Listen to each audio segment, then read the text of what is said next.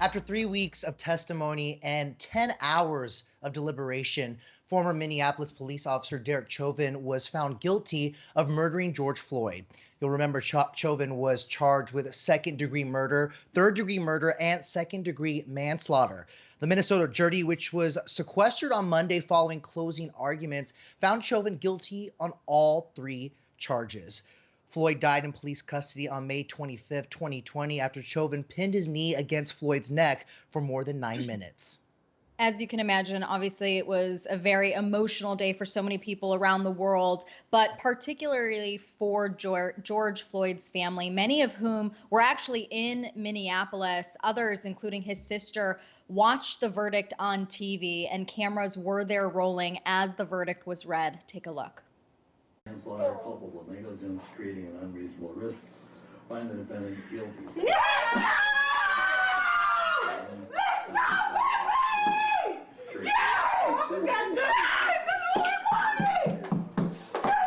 We got justice. We got justice we want.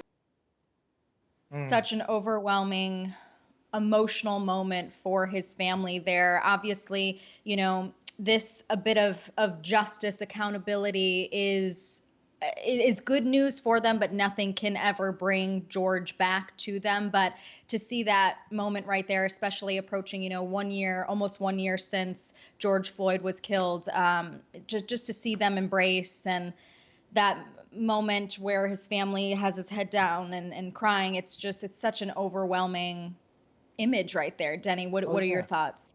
It gives me chills, and I can't help but think about the countless families, certainly Black families, who don't get this kind of vindication by the court of law. So while it gives us all really a glimmer of hope, I think you're right. The true justice would be having George Floyd here with his daughter and with his family. Right. So it's a bittersweet moment too, but I'm happy that they could be there together and also reflect on the fact that justice was served.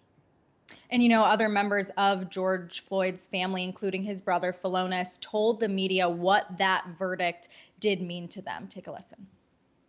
A lot of days that I prayed and I hoped and I was speaking everything into existence. I said, I have faith that he will be convicted.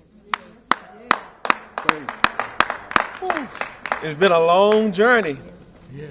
Today, you have the cameras all around the world to see and show what happened to my brother. Today, we are able to breathe again. Oof, wow. What a powerful moment right there. And following the verdict, many people, including Floyd's family and leaders like Reverend Jesse Jackson, they gathered outside of Cup Foods, which is in Minneapolis, the area now known to many as George Floyd Square. And there was a crowd, there was a DJ, there was dancing, fireworks, a lot of emotion as the verdict was read, people celebrating, hugging, and tears. And, that was pretty remarkable to see, especially because for so many of us, the last time we saw images of all of this area, it was filled with people in mourning.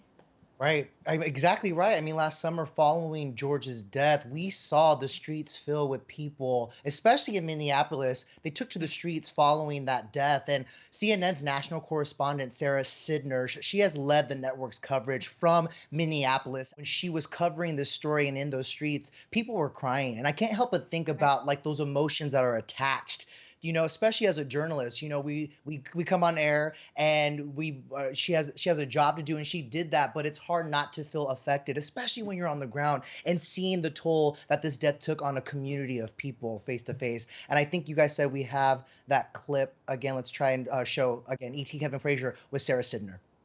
Is there a moment that just sticks out to you because you've spent so much time in Minnesota that you covered during this unrest? When I was in George Floyd Square, there were people surrounding me. There were people who were crying. There were people who were yelling. There were people who were silently praying. And behind me, as I was interviewing someone else, the chief of police, Madeira Arredondo, showed up near the spot where his officer had murdered George Floyd. And he said plain and simple to me, when I got him live on the air, that the other officers and his officer, they were wrong and that they were complicit in killing a man. And I've never had that happen to me in any part of my 25-year career. It was a moment of surprise. It was a moment that I couldn't even understand what was going on. I will never forget that moment. Talking about it, thinking about it, I still get chills down my spine. So that's one.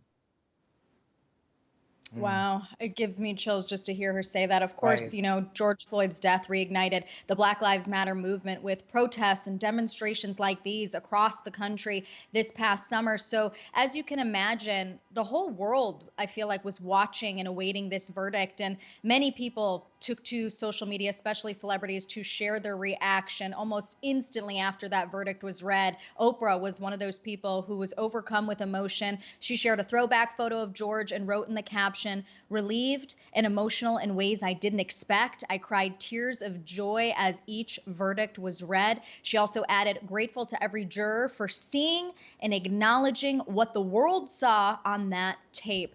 Chris Evans also took to social media tweeting, "Sending love to George Floyd's family and friends." Many pointed out that while justice was served, there's still more work to be done. Someone who pointed that out also was Shonda Rhimes. She tweeted, "This verdict does not bring back Mr. Floyd, but justice is truth." Again, going back to that accountability. Justin Timberlake also wrote, "This verdict is just the first step in a long line of injustice against the Black community, often with no consequences. The work is not nearly done." Again, just a few of the countless celebrities who took to social media after the verdict was read yesterday and expressing their thoughts. Someone who shared that sentiment was also CBS This Morning anchor Gayle King, who is in Minneapolis covering the Chauvin verdict. She spoke with ET's Kevin Frazier about the emotional toll waiting for the verdict has not only took on many Black people, but also journalists like herself reporting the story. You have to come on TV and put on your game face, but you don't realize how much you're holding up inside. You don't know it until all of a sudden until it just breaks through. And we didn't know how the verdict was going to come out. Gail, is this one of those situations where you get on the plane and you kind of just fall into the seat because you've done so much TV, you've covered so much time where you're like, you can finally relax and let it I out? already did that last night, Kevin. I feel so good today. Okay. I feel so good, even though, listen, what we all know, Kevin, there's going to be another one of these. This isn't the last one. There's going to be another one because the systems are not in place yet. Yeah. I get that. But at least I see maybe there is light at the end of a very dark tunnel. Maybe, but there's still a lot of hard work to do. But I sense that there are people that want to do the work.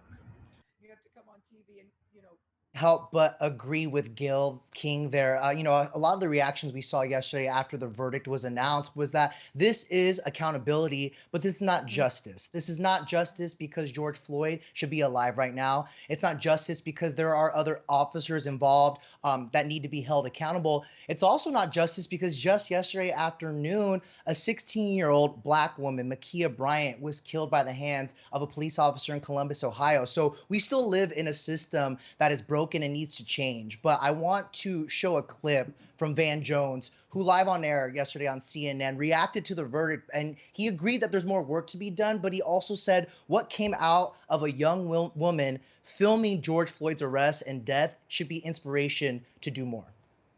Because of that young woman and because of the video, 20 million white Americans marched, according to some, like millions. I didn't say thousands. Millions.